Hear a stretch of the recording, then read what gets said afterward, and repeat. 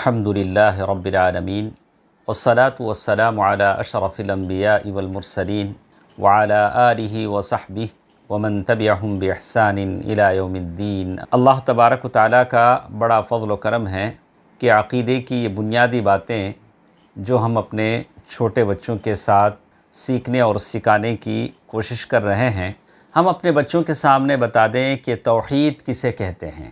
توحید کے لفظ کو ذرا تفصیل سے آپ سمجھیں، ایسا سمجھیں کہ جب تک میری اور آپ کی زندگی باقی ہے انشاءاللہ تب تک، اور جب ہم دنیا سے جا رہے ہوں تو اس توحید کا یہ کلمہ ہماری زبان پر ہو، اس لفظ کو ہم اچھی طرح سمجھیں۔ اللہ تعالیٰ اسی توحید پر مجھے آپ کو قائم و دائم رکھے۔ تو توحید کا جو ورڈ ہے، جو لفظ ہے، وہ وحدت سے نکلا ہے۔ وحدت عربی میں وحدت سے نکلا ہے، اور اس کا جو روٹ یعنی اس کے اصلی جو الفاظ ہیں واو ہا دال، اور اس کا جو لغوی معنی ہے یعنی واحد ماننا، اکیلا ماننا، یکتا ماننا، یکتا قرار دینا، یعنی اکیلا اللہ تعالیٰ کو ماننا، اسی کے سارے معنی آتے ہیں۔ اسی طرح ہم یہ بھی جاننے کی کوشش کریں گے کہ توحید کہتے ہیں یہ عقیدہ رکھنا کہ اللہ تبارک و تعالیٰ اپنی ذات میں، اپنی صفات میں، اور اللہ تعالیٰ کی جتنے اوصاف ہیں وہ کمالات ہیں، وہ سب میں اللہ تبارک و تعالیٰ یکتا ہے اور بے مثال ہے۔ اللہ تبارک و تعالیٰ اپنی ذات میں اکیلا ہے، اور اللہ تعالیٰ کی جو صفات ہیں، جو چیزیں اللہ تعالیٰ کے لیے ہیں، وہ سب اللہ تبارک و تعالیٰ کے لیے کمال کی ہیں۔ اللہ تبارک و تعالیٰ کا کوئی ساجھی نہیں ہے، کوئی پارٹنر نہیں ہے، یا اللہ تبارک و تعالیٰ کے برابر کا کوئی نہیں ہے، اور اللہ تبارک و تعالیٰ کے برابر کے مرتبے کا کوئی نہیں ہے۔ اسی کو توحید کہتے ہیں۔ اس کی ذات میں، صفات میں اس کو اکیلا مانیں۔ آگے چل کر ہم دیکھتے ہیں کہ توحید کے بارے میں ہم نے جان لیا کہ توحید کسے کہتے ہیں، یعنی توحید یہ لفظ کیسے بنا ہے، توحید کا کیا معنی ہے، یعنی اللہ تبارک و تعالیٰ کو اس کی ذات میں، اس کی صفات میں اکیلا ماننا، اور اللہ تبارک و تعالیٰ کے برابر، اس کے مرتبے کے برابر اس کا کوئی شریک ہرگز نہیں ہے۔ اللہ تبارک و تعالیٰ کی جتنے صفات ہیں سارے کے سارے کمال کے ہیں۔ تو آگے ہم جاننے کی کوشش کریں گے کہ توحید کی کتنی قسمیں ہیں۔ ہماری کوشش یہ ہے کہ ہم اللہ تعالیٰ نے جو ہمارے پاس وسائل دیے ہیں، جو علم دیا ہے، اس کا حق ہم ادا کریں۔ اللہ تعالیٰ ہم سے صحیح کام لے، اللہ تعالیٰ ایسا علم دے جس کے ذریعے سے ہم لوگوں کو مطمئن کر سکیں، ہمارے زبانوں میں اللہ تعالیٰ تاثیر دے، ہمارے علم میں برکت دے۔ تو ہماری کوشش ہوگی کہ آپ کو جتنا ہو سکے آپ کو اس کا مفہوم ہم قریب سے قریب تر آپ کے کر سکیں تاکہ آپ سمجھ سکیں، اس لیے کہ بہت بنیادی چیز ہے۔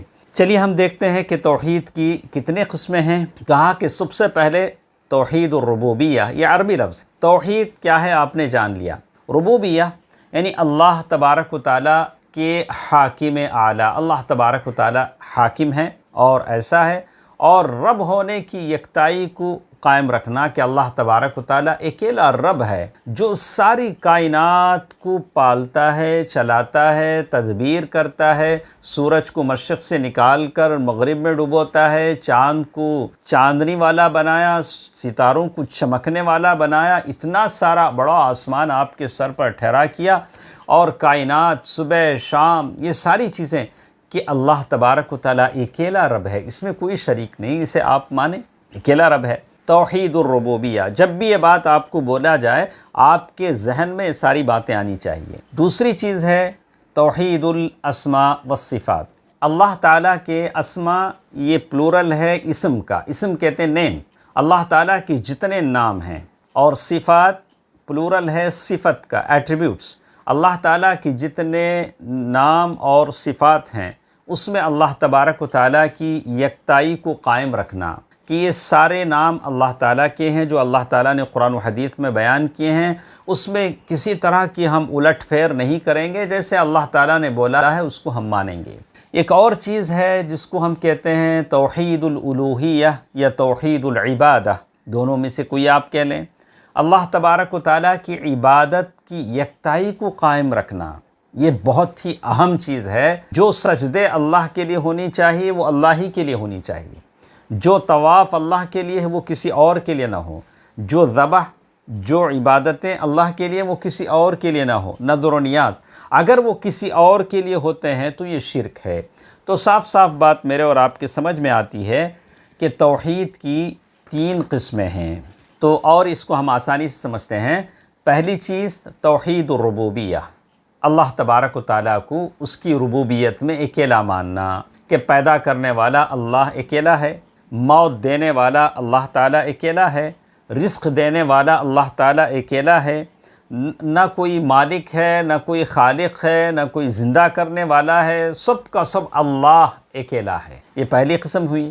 اور دوسری چیز توحید الاسماء والصفات، جیسے ہم نے کہا کہ اللہ تبارک و تعالیٰ کے جتنے نام ہیں ان ناموں کو ہم ویسے ہی مانیں، صفات کو ویسے ہی مانیں جیسے اللہ اور اس کے رسول نے قرآن و حدیث میں بیان کیے ہیں۔ نہ اس کے لیے کوئی اگزامپل دی جا سکتی ہے، نہ اس کی کیفیت بتائی جا سکتی ہے کہ اللہ تعالیٰ ایسے ہوں گے، نہیں، ایسا بھی نہیں ہوگا۔ نہ بالکل اللہ تعالیٰ کے لیے جو بتایا گیا کہ اللہ تعالیٰ کا ہاتھ ہے، اللہ تبارک و تعالیٰ ہنستے ہیں، اللہ تبارک و تعالیٰ غصہ ہوتے ہیں، اللہ تعالیٰ خوش ہوتے ہیں، بالکل ویسے ہی ہم مانیں، اس کا انکار نہ کریں۔ اور تیسری قسم توحید الالوہیہ، اللہ تبارک و تعالیٰ کے لیے جو عبادتیں ہیں وہ اللہ تعالیٰ کے لیے خالص کریں، نماز ہے، دعا ہے، اور اسی طرح جو ظاہری عبادتیں ہیں، جو باطنی عبادتیں ہیں، دکھنے والی عبادتیں، نہیں دکھنے والی عبادتیں، سب کے سب اللہ کے لیے۔ تو چھوٹے بچوں، توحید کی 3 قسمیں ہم نے جانا ہے، وہ تینوں قسموں کو آپ ویسے ہی یاد کریں،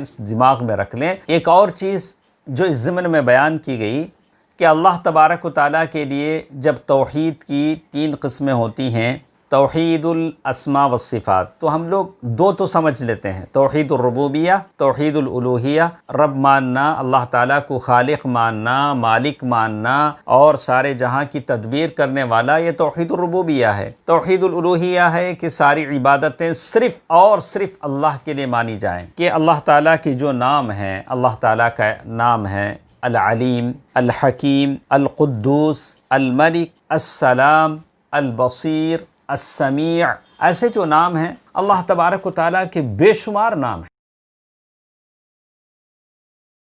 اے اللہ، بہت سارے تیرے، اللہ کے نبی صلی اللہ علیہ وسلم نے حدیث میں بتلایا ہے کہ اللہ تیرے بہت سارے نام ہیں، کچھ نام تو نے تیرے بندوں کو سکھائے ہیں، کچھ نام تو نے اپنے پاس رکھ لیے ہیں اپنے علم غیب میں۔ تو اللہ تعالیٰ کے بہت سارے نام ہیں۔ بكل اسم هو لك سميت به نفسك أو علمته أحدا من خلقك أو استأثرت به في علمك الغيب عندك أن تجعل، یعنی اس طرح کی دعا اللہ کے نبی صلی اللہ علیہ وسلم نے کی ہے۔ تو ان تمام ناموں کو ویسے ہی مانیں، اور جو اللہ تبارک و تعالیٰ کی جو صفات ہیں، ایٹریبیوٹس، اللہ تبارک و تعالیٰ عرش پر ہیں، اور پھر اللہ تعالیٰ خوش ہوتے ہیں، اللہ تعالیٰ غصہ ہوتے ہیں، اللہ تبارک و تعالیٰ محبت کرتے ہیں، اللہ تعالیٰ ناراض ہوتے ہیں، یہ ساری چیزوں کو آپ ویسے ہی مانیں جیسے اللہ اور اس کے رسول صلی اللہ علیہ وسلم نے بتلایا ہے۔ تو اللہ تبارک و تعالیٰ سے دعا ہے کہ اللہ تبارک و تعالیٰ عقیدے کو صحیح طور سے سمجھنے کی مجھے اور آپ کو توفیق دے۔ انشاءاللہ کچھ باتیں اگلے درسوں میں ہمارے ساتھ رہیں گی۔ اللہ تبارک و تعالیٰ صحیح بات سننے اور عمل کرنے کی توفیق دے، آمین۔ والسلام علیکم ورحمۃ اللہ وبرکاتہ۔